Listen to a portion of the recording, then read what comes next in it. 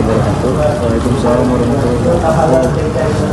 Sebelumnya terima kasih bersama kalian yang sudah menyempatkan waktunya dan juga sangat berterima kasih ingin membantu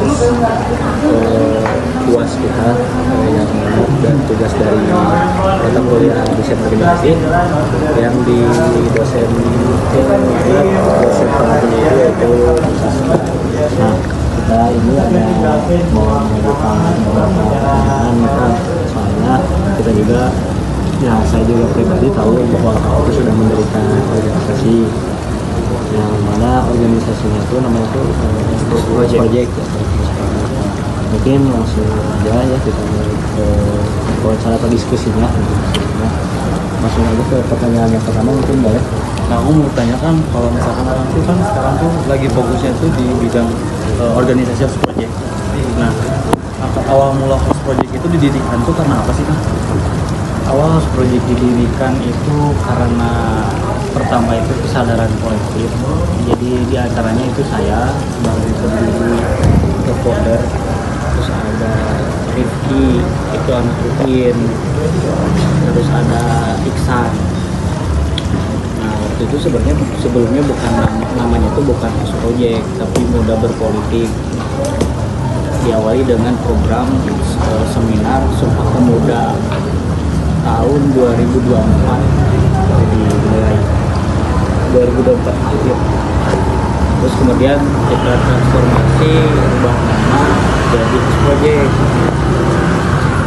Itu sih mungkin kalau sedikit cerita apa sih itu host project. Host project itu diambil dari kata nama toko Indonesia pada saat itu host cukup.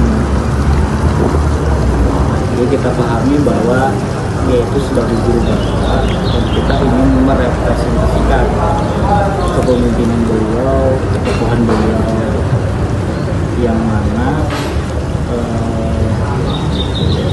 dampaknya itu kepada bangsa kan sampai dia punya 3 murid yang berpengaruh di Indonesia. Ketiganya punya ideologi berbeda-beda. Kita mengacu ke sana. Terus kemudian kenapa sih harus itu?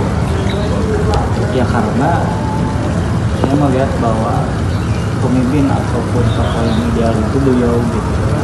Karena di samping dia punya intelektualitas yang tinggi, dia juga punya spiritualitas yang baik juga, sehingga itu jadi teladan bagi kita. Itu sih awal mula didirikan proyek kita ini. Kamera. Tapi kan aku yang lihat tadi itu yang cerita tuh proyek itu kayak lebih kayak ke politik dan lain-lainnya, kayak sosial dan lain-lain. Nah, visi misi untuk kayak host project kedepannya itu apa sih program yang akan berjalan? Program yang akan berjalan utamanya gini ya, host project itu punya landasan. Apa landasannya? Landasan dari pembukaan Undang-Undang 45 aliannya tanpa bahwa tugas mencerdaskan kehidupan bangsa itu kita pahami bahwa bukan hanya tugas para sivitas akademika, akademisi segala macam, tapi semua elemen. Jadi bukan tugas pemerintah saja, tapi kita juga selaku masyarakat yang memiliki kesadaran memiliki beban bahwa kita turut untuk mencerdaskan kehidupan bangsa. Nah, program-program yang dilahirkan dari host project itu diantaranya ada pengabdian masyarakat, dan kita juga pernah melakukan pengabdian masyarakat di desa Bojongkang, meninjau daripada masalah atau informasi yang disampaikan dari salah satu pengurus proyek bahwa di salah satu sekolah desa Bojongkang itu tidak ada siswa dari 3 sampai 4 itu yang belum bisa baca. Sehingga itu jadi masalah yang harus kita solusikan. Nah, melalui program pengabdian pada saat itu kita buat program Dolby baca sama proyek. Sampai kita asesmen guru, kita wawancara kepala desa, semuanya kita buat kurikulumnya mana nih anak-anak ini bisa membaca.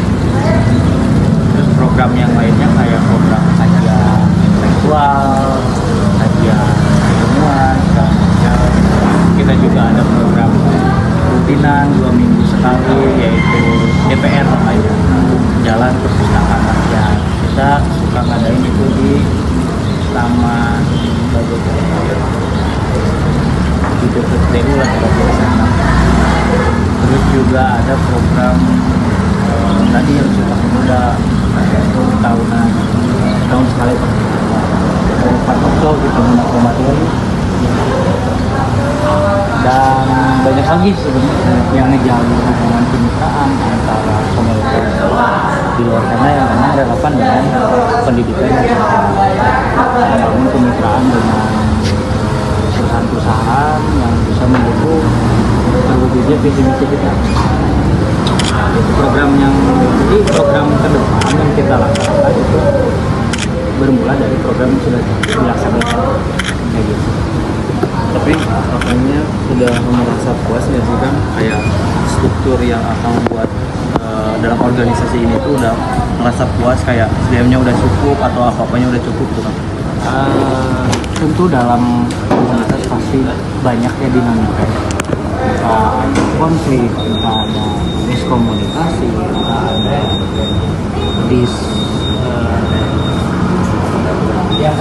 disolusi atau depenetrasi, pemisahan antara yang seharusnya punya tanggung jawab dalam menjalankan organisasi, tapi pengurus misalkan ada realita yang harus ditempuh soal ekonomi, soal beban tugas kuliah, karena kan kita dari berbagai kampus ya, dari UIN, banyaknya dari DJTEK, dari UNPAD, dan kampus-kampus lainnya.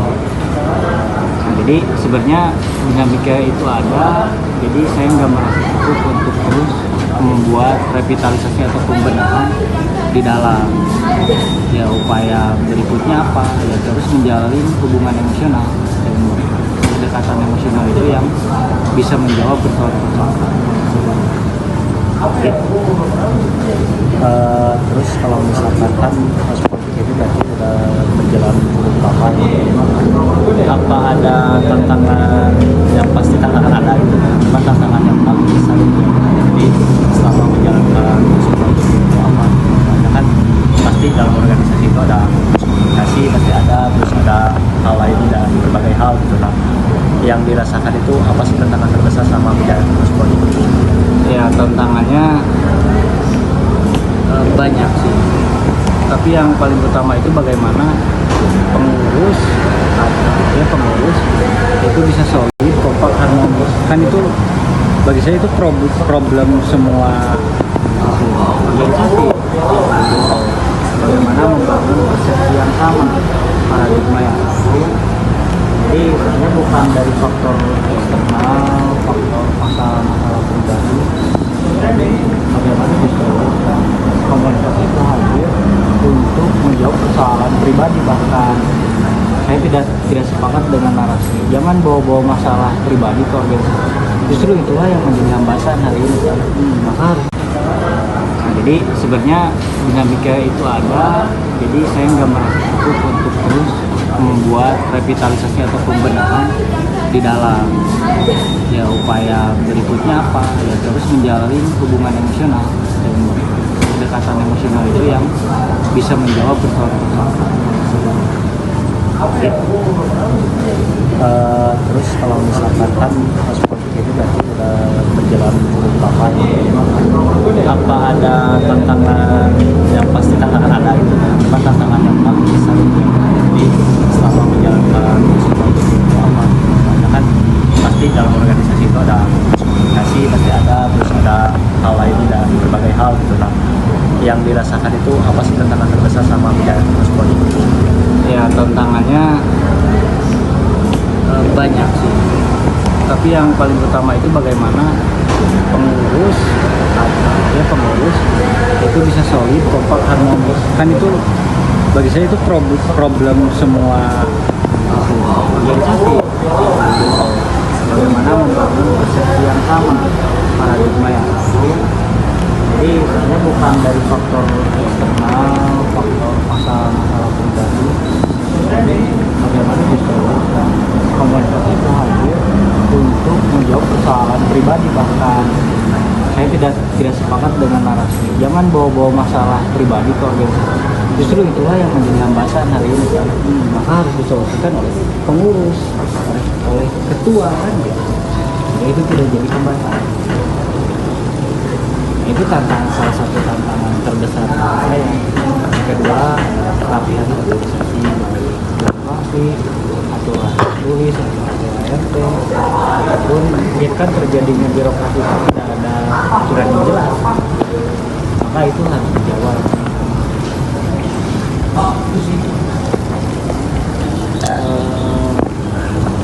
Oh ya, ada gak sih kayak program yang paling berkesan gitu selama menjalankan Host Project ini?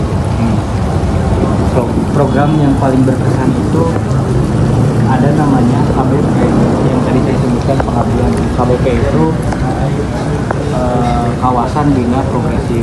Jadi kita namai pengabdian itu kawasan bina progresif, singkat KBP.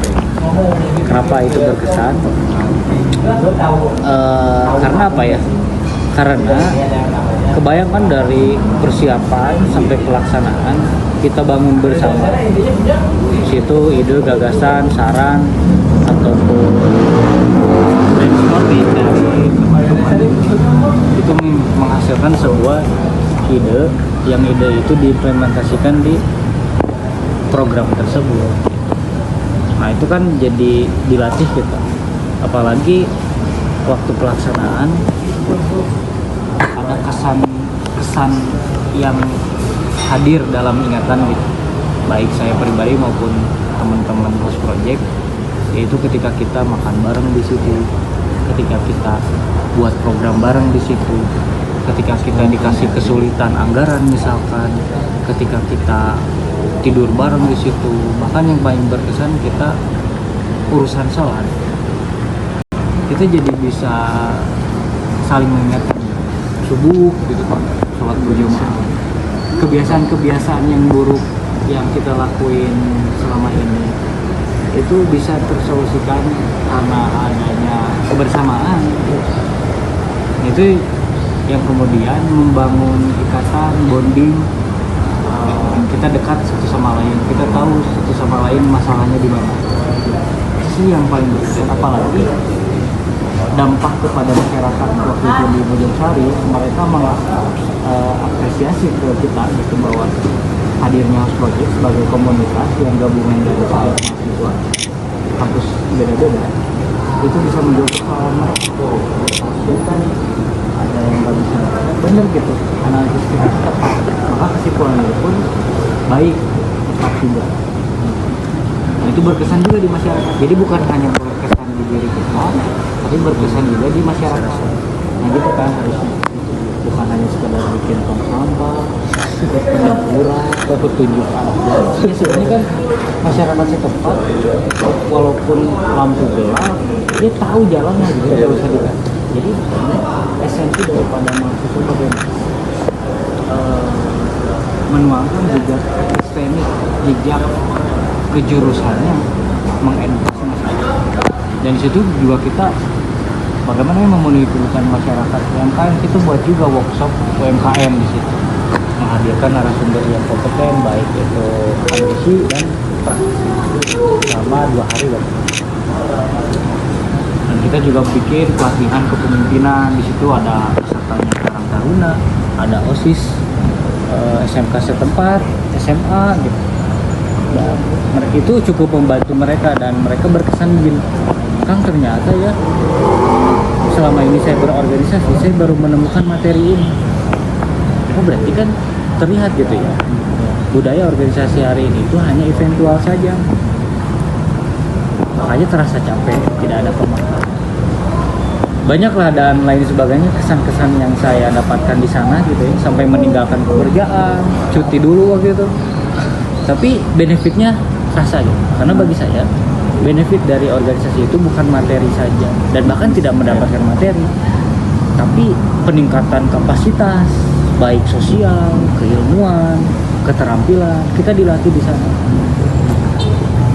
Jadi mungkin sekali-kali teman-teman harus merasakan itu, supaya nanti di hari tua tidak jadi bentuk penyesalan. Asik ternyata ketika cara pandang kita benar, kerangka berpikir kita tertanam dengan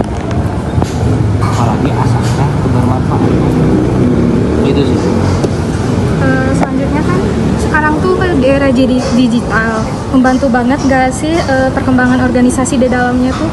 Ya sangat membantu, apalagi kan waktu di awal kita skemanya kan volunteer. Jadi kita kan ada pengurus, nah pengurus ini sebagai panitia. Nah kita untuk mensukseskan program pengabdian itu harus ada volunteer, relawan yang membantu, sekaligus nantinya yang jadi volunteer itu akan jadi pengurus juga. Skemanya kayak gitu. Nah, maka kita kasih tahu hak, kewajibannya, benefit yang nanti didapat oleh mereka. Jadi itu yang kita lakukan.